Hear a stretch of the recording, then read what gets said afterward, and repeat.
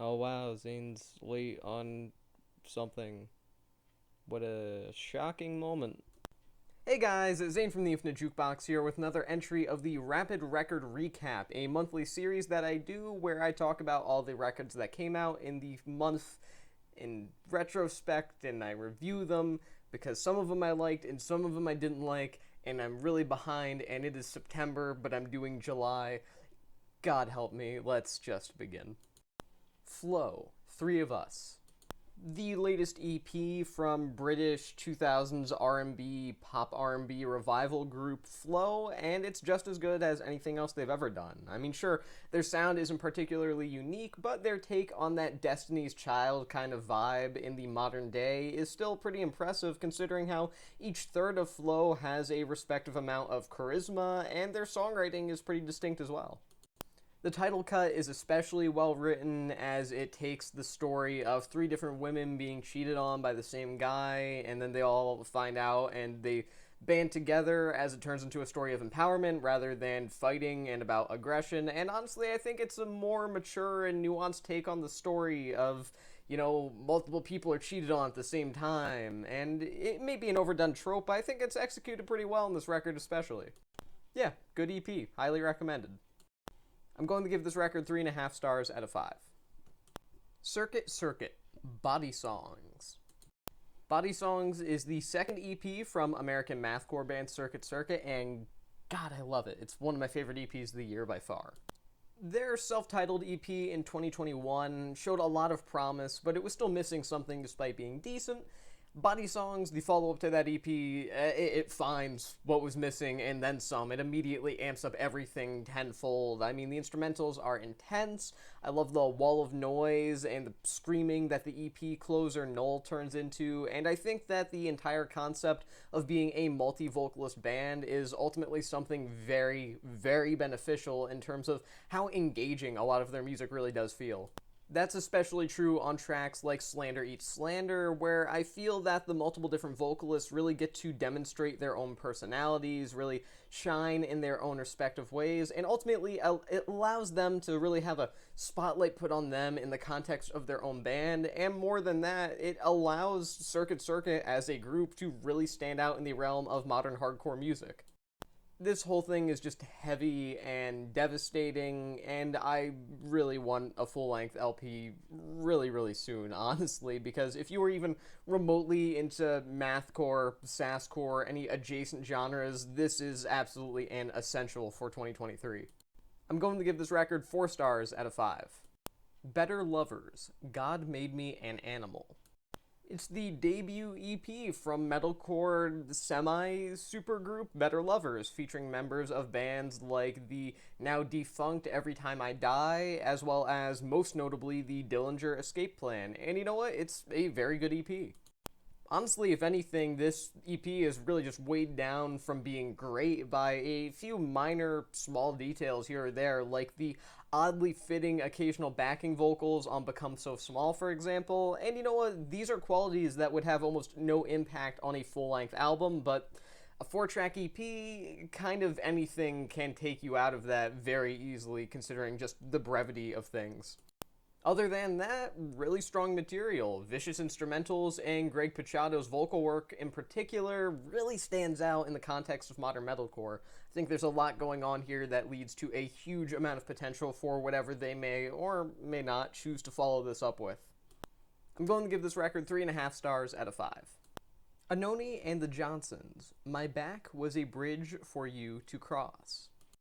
It's the latest effort from ANOHNI and the Johnsons, and hey, it's really good. The main songwriting and really vocal work here is the primary standout, I would say. ANOHNI is a fantastic lyricist and performer, and her songwriting on songs like You Be Free as well as Can't are easily some of the finest that you'll find on any alternative album all year, and the instrumentation is solid too.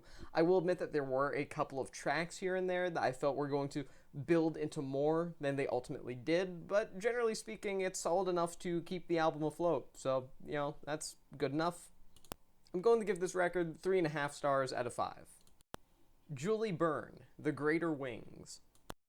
I don't really have a lot to say about this album, but I listened to it and really enjoyed it, so I figured I should still probably talk about it.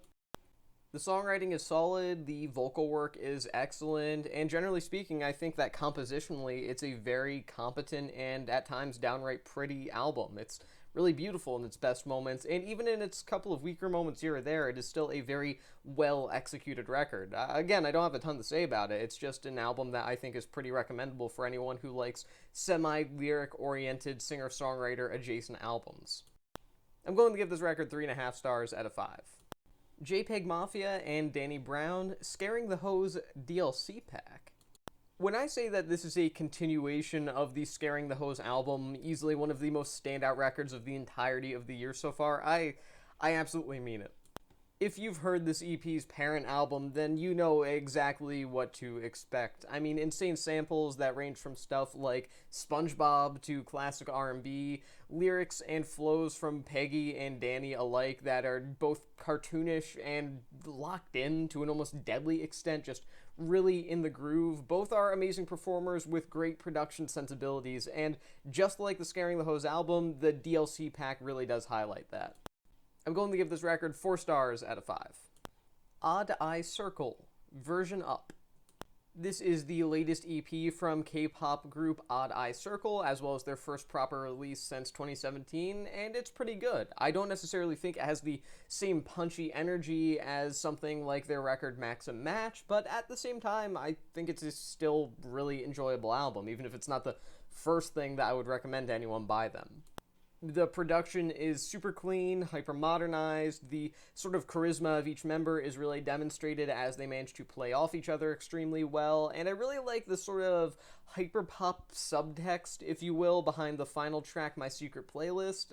I think that ultimately this is a strong EP. I do hope that any future releases are on the same level as some of their prior output, but nonetheless, still good. I'm going to give this record 3.5 stars out of 5. Cavalera, Morbid Visions.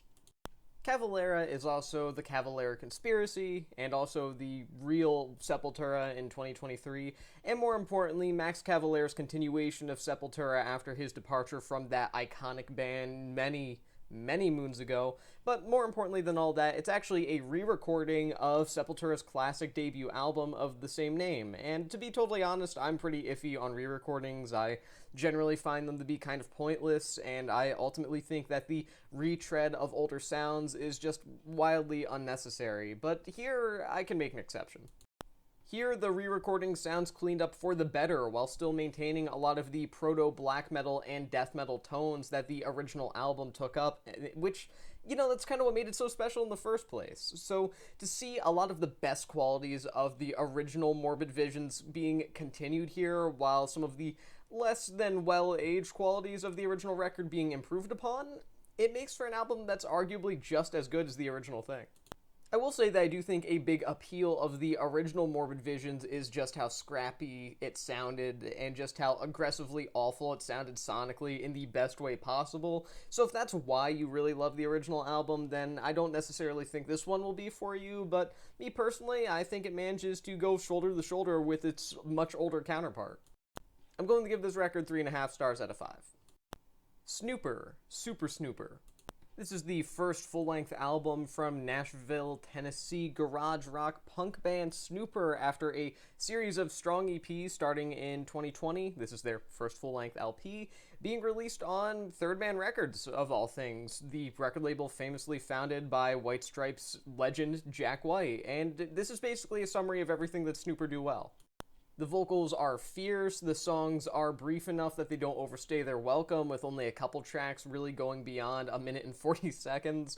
The hooks are really distinct from one another, surprisingly, and I think that the instrumentals are raw, but not necessarily noisy or lo-fi enough that they feel poorly produced, so ultimately everything comes together really well. And hey, as far as I'm concerned, if I recall correctly, Henry Rollins gave this his seal of approval, and anything Henry Rollins likes is cool, probably, maybe. I digress, I am really looking forward to whatever Snõõper do next. I'm going to give this record 3.5 stars out of 5. NewJeans, Get Up. This is the latest EP from the K-pop group NewJeans, and it's also their first since their 2022 self-titled EP really shot them into stardom. And I feel like I should like this more than I actually do. The main appeal for me personally here is the instrumentation, which takes a lot of notes from a variety of different, very intriguing electronic subgenres. You have a lot of moments here that are drum and bass related, or maybe sort of garage or future garage related, and I think it makes for a very interesting, unique listening experience sonically. However, the performance is kind of pale in comparison. NewJeans is obviously made up of very young performers, but still, it does feel like they can't really keep up with the groove of the instrumentation or the production. And hey, it's still a solid EP, just don't go into it expecting anything striking. I honestly was maybe hoping for a little bit more, even if I still did get enjoyment out of it. I'm going to give this record 3 stars out of 5. Greta Van Fleet, Starcatcher. I've never been a huge Greta Van Fleet defender, but I've also never been a huge hater of their work either. I mean, as a whole, I felt mostly indifferent on them despite liking a couple of their earlier EPs, I suppose. Overall, I honestly think that everyone accusing them of being major modern Led Zeppelin ripoffs is just a bit too harsh. I mean, do they steal from a lot of the 60s and 70s mystical, folksy blues rock kind of vibe? Yeah, absolutely, but honestly, it's more like over-the-top tribute more than direct theft. Until now it kind of feels like theft. Whereas prior Greta Van Fleet full-length albums fell more in line with tribute bands and that sort of thing, a lot of Starcatcher just feels like it's actually directly lifting ideas from Rush or a variety of other 70s blues rock bands. However, despite the fact that it's been oversaid, Led Zeppelin is probably the biggest one that they steal from. It's so ironic that a band in 2023 is stealing from Led Zeppelin, considering what Led Zeppelin were doing throughout the late 60s into the 70s, but, you know, it really does feel like the thieves are being stolen from.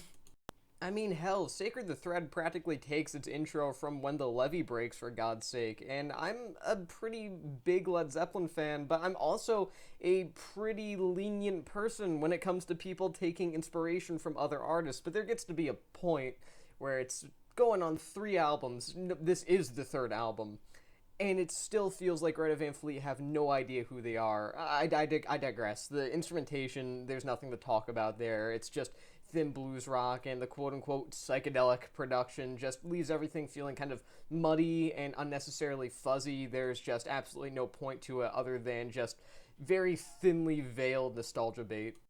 Yeah, it's not the worst thing ever, but I'm going to give this record 2 stars out of 5. Blur, The Ballad of Darren. Classic UK alternative rock bands putting out very clean and much more emotion-oriented albums decades into their career has been kind of a trend lately for some reason, whether you're talking about Placebo or the Manic Street Preachers, but honestly, I think that Blur may be the only band to this point to do it particularly well, or at least they're right there next to Placebo as the only bands to pull it off. The Ballad of Darren is produced extremely well, but it doesn't lack soul, and a couple of songs here or there, like Goodbye Albert and Avalon, are genuinely really moving. I mean, obviously this record doesn't have the sort of era-defining sound that some of the classics from Blur, like Park Life, have, but at the same time, I'm not really expecting that. Those are representative of an entirely different time period, and this is probably the most well-put-together thing they've done since their record 13 way back in 1999, so I can't really complain. I'm going to give this record 3.5 stars out of 5.